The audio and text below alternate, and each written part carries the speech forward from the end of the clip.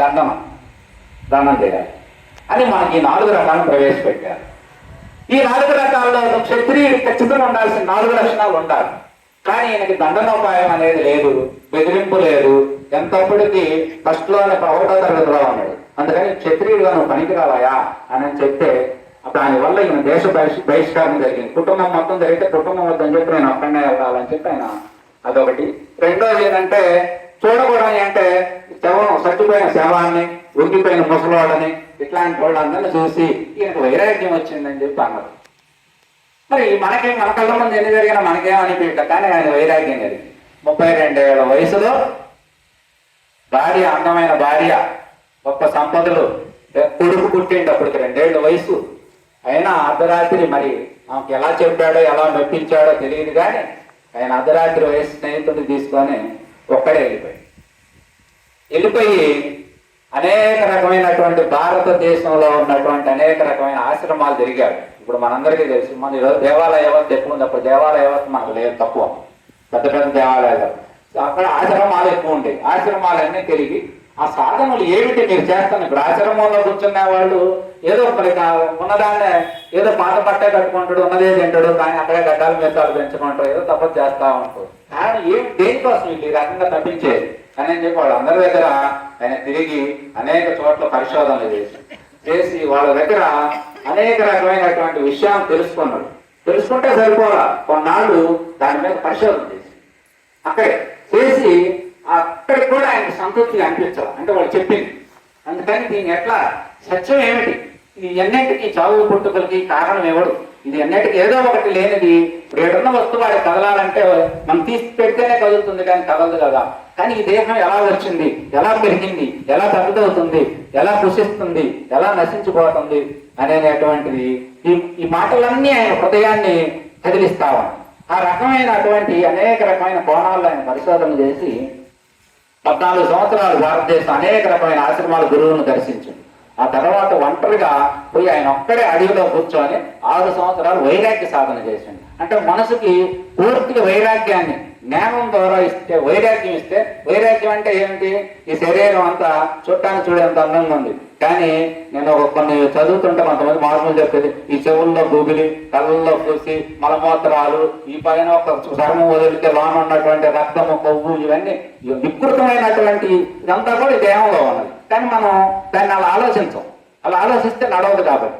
అందుకని ఆయన ఈ రకమైనటువంటి వైరాగ్యం ఇచ్చాడు. మనసు బాగా వైరాగ్యం ద్వారా దేహం ఆహార నియమం పూర్తిగా తగ్గిపోయింది. ఆయన ఏదో ఉంటే ఒక గింజ తినేవాళ్ళు లేకపోతే లేదన్నట్టుగా ఆ రకమైన సాధన చేసి, సాధన వల్ల ఏమవుతుంది అసలు, దానివల్ల ఏంటి అట్లా చేయడం వల్ల మనకు ఉపయోగం, ఉపవాసాల వల్ల ఇప్పుడు మనం సందర్భం వచ్చింది. ఉపవాసం అంటే ఏమిటి, ఉపవాసం వల్ల ఉపయోగం ఏమిటంటే ఏమి లేదు, మనకు హాయిగా స్వచ్ఛగా తిన్నామనుకోండి. ఇప్పుడు మీరు అందరూ మనందరూ ఇక్కడ ప్రసాదం తీసుకొని కూర్చోవాలి. ఎందుకంటే ప్రసాదం ఎప్పుడైతే మొదటి కడుపులో పడితో గంట మీద కొనుకొస్తుంది, లేదా ఆలోచనలు మారిపోతా ఉంటాయి. కాబట్టి దేహం అనేది అదుపులో ఉండాలి. ఇంద్రియాలంటే నీవు ఆహార నియమం అనేది తప్పనిసరి భక్తుడికి అని చెప్పి మనం మార్పులు తేల్చారు. అందుకని అనేక రకమైన భక్తిలో 9 రకాల భక్తిని ప్రవేశపెట్టి ఈ దశల్లో ఇలా ఉండాలయా అని చెప్పి మనకు చెప్పడం జరిగింది. ఆ రకంగా మనకి ఆయన సాధన చేశాడు, వైరాగ్య సాధన చేసిన తర్వాత ఆయన గట్టకేలకి ఇదే వైశాఖ పౌర్ణమి నాడు బుద్ధ భగవానుడు జన్మించింది కూడా ఇదే రోజు. ఆయనకి జ్ఞానోదయం కూడా ఒక లుంబిని వనంలో ఒక చెట్టు దగ్గర కూర్చొని ఆయన ఒక పెద్ద బోధి వృక్షం, దాన్నే మరి చెట్టు లేక దాని పేరు మరి బోధి వృక్షం. ఆ వృక్షం కాడ కూర్చొని 40 రోజులు అదే ఏకాగ్రతతో ఆయన అంతా కళ్ళు మూసుకొని కూర్చున్న తర్వాత ఆయన మనస్సులో ఆయన మొత్తం తేలికైపోయి ఆయన అనేది లేకుండా పోయింది. ధ్యానంలో ఇందులో ఏంటంటే నేనెవరు అనే పరిశీలన కనుక మొదలు పెడితే నేననేది లేకుండా పోతుంది, అంతా నేనుగా మారింది. ఆ యొక్క చాలా పెద్ద పదాలు అక్కడికి ఆయన చేరిన తర్వాత నెమ్మదిగా కళ్ళు తెరిచి చూస్తే లోకం అంతా ఆయన కొత్తగా కనబడుతుంది. ఎప్పుడున్న లోకమే, కానీ ఆయన మొదలు ఎక్కడ పెట్టిండు, ప్రపంచం అంతా దుఃఖం ఉన్నది, ప్రపంచం అంతా బాధపడుతున్నారు, ప్రపంచం అంతా ఏదో అన్వేషిస్తా ఉన్నారు. దేనికోసం అనేది, ఈ దుఃఖం ఏమిటి, ఈ దుఃఖానికి నివారణ ఏమిటి అనే దాని మీద ఆయన మొదలు పెడితే ఆయన మనసులో ఎప్పుడైతే ఆత్మానందం, చిదానందం, చెప్పలేని ఆ యొక్క బ్రహ్మానందం, దాన్ని మనం బ్రహ్మానందం అంటాం. కానీ బుద్ధుడు మన పదాలన్నీ ఆయన అవి కాకుండా వాళ్ళు పాళీ భాషలో ఆయన ఒక దాన్ని తీసుకొచ్చింది. ఎందుకంటే ఈ పదాలన్నీ మనకు ఎక్కువ సంబంధం, మన సంస్కృతం మన పదాల్లో ఎక్కువ ఉంటాయి. అందుకే ఏ బ్రహ్మానందం పొందాలో ఆ బ్రహ్మానందం అనేది తనలో ఉన్నటువంటి తాను తన ఆత్మ ద్వారా తాను మొత్తం దివ్య దర్శనం అయ్యి సృష్టి అంతా ఆయన కొత్తగా కనపడి మనసంతా తేలికైపోయి ఆనందం అయిపోయింది. ఆనందం అయిపోయిన తర్వాత లోకం మొత్తం కూడా ఎవరు చచ్చిపోవటాలు లేదు, పుట్టటాలు లేదు, ఏమీ లేదు. ఇదంతా ఒక ఆట, ఒక నాటకం అని తెలిసిపోయింది. ఒక మొక్కతో తెలిసిపోయిన తర్వాత ఆయనకి మరి ఇంత జ్ఞానం సాధించడం కదా, ఏం చేయాలి జ్ఞానాన్ని అని చెప్పి ఆ జ్ఞానం కోసం చెప్పాలని చెప్పి అంతకు ముందు కలిసినటువంటి పాత మిత్రులు కొంతమంది అంటే వాళ్ళతో దగ్గరగా కూర్చొని పంచుకున్నాడు. ఇదిగో నేను ఇలాంటి సాధన చేశా, నేను ఇది సాధించా, దీన్ని ప్రజలకు చెబుదామయ్యా, ప్రజలు అనేక రకమైనటువంటి దుఃఖాల్లో ఉన్నారు. ఏదో ఒక మనిషి ఇప్పుడు మన కుటుంబంలో మనందరం ఎవరం ఒకసారి కలిసి వచ్చింది లేదు, ఎవరం ఒకసారి కలిసిపోయేది లేదు. ఈ సృష్టిలో అన్ని బంధాల కంటే భార్యాభర్తల బంధం గొప్పది. కానీ ఆ బంధం కూడా ఇద్దరు ఒకసారి వచ్చింది లేదు, ఇద్దరు ఒకసారి పోయేది కాదు కదా. కానీ భగవంతుడి సృష్టి ఎంత అద్భుతంగా సృష్టించిందంటే దేహం నీకు సంబంధం లేకుండా వచ్చింది, నీకు సంబంధం లేకుండా పెరుగుతుంది, నీకు సంబంధం లేకుండా వెళ్ళిపోతుంది. కానీ యద్భావం తద్భవతి. ఈ లోకంలో నీకేం ఆలోచనలు కావాలో నువ్వు చేయొచ్చు, నిన్ను నువ్వు మార్చుకోవచ్చు, నీకు నచ్చినట్టుగా నువ్వు జీవించవచ్చు. నీకు ఇలా కాకపోతే అలా జీవించవచ్చు, అలా కాకపోతే ఇలా జీవించవచ్చు, నీ ఇష్టం. నీకు ఎలా కావాలంటే బుద్ధుడు కావాలన్నా నువ్వు కావచ్చు, నీకు ఆ అవకాశం ఉంది. లేదా అంతకంటే రాక్షసుడు కావాలన్నా కావచ్చు, గొప్ప వ్యాపారవేత్త కావచ్చు. ఏదైనా కావడానికి నీకు భగవంతుడు నీకు ఇచ్చినటువంటి అదృష్టం ఏంటంటే అన్నీ ఆయనే సృష్టించి కానీ నీకు ఆ వెసులుబాటుని ఇచ్చింది. అందుకనే మన గ్రంథాల్లో ముఖ్యంగా చెప్పేది ఏంటంటే ఒకటి దైవ సంకల్పం, దానివల్ల ఇదంతా నడుస్తుంది. రెండోది మానవ ప్రయత్నం. మానవుడు ప్రయత్నం ద్వారా వాడు అనేక రకాలుగా సాధించగలుగుతాడు. దైవత్వాన్ని పొందండు, ఇంద్రుడు పదవిని అలంకరించండు. దేనివల్ల? ప్రయత్నం వల్లే.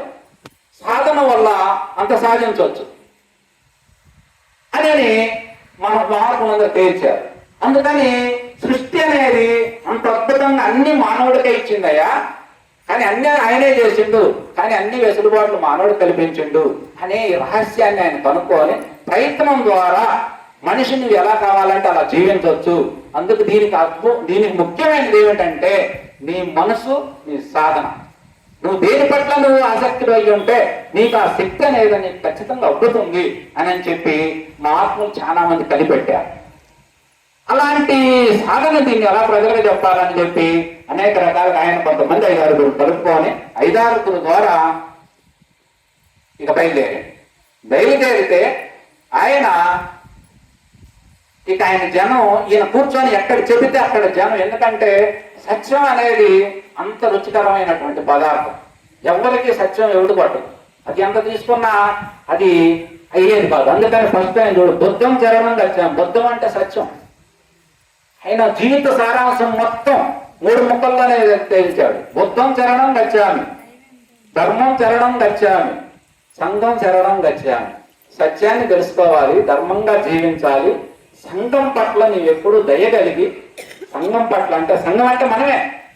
ఎందుకంటే ఈ సృష్టి అంత సిస్టమ్ ఎట్లా ఉన్నదంటే ఇప్పుడు లేని కార్యక్రమం వారి దంపతులే ఖర్చు, కానీ వాళ్ళు ఓటుకొని అక్కడ పెట్టుకోరు. మనందరం లేక ఏం చేస్తారు, మనకు పెట్టాలి, మనం తినాలా, బాగుందని చెప్పాలా, అప్పుడే వాళ్ళకి ఆనందం, అంతేగా. కాబట్టి అలాగే మనం బ్రతకాలన్నా 10 మందిని బ్రతికించాలి. 10 మందిని బ్రతికించడం వల్ల మన బ్రతుకుని నిర్మించాడు సృష్టికర్త.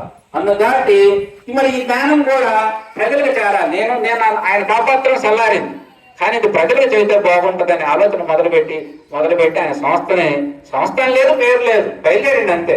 ఆయన అనుసరించడం మొదలుపెట్టారు. ఆ రకంగా భారతదేశం మొత్తం అంతకు ముందు మన హైందవ సాంప్రదాయంలో మనకెట్టి ప్రచారాలు లేవు.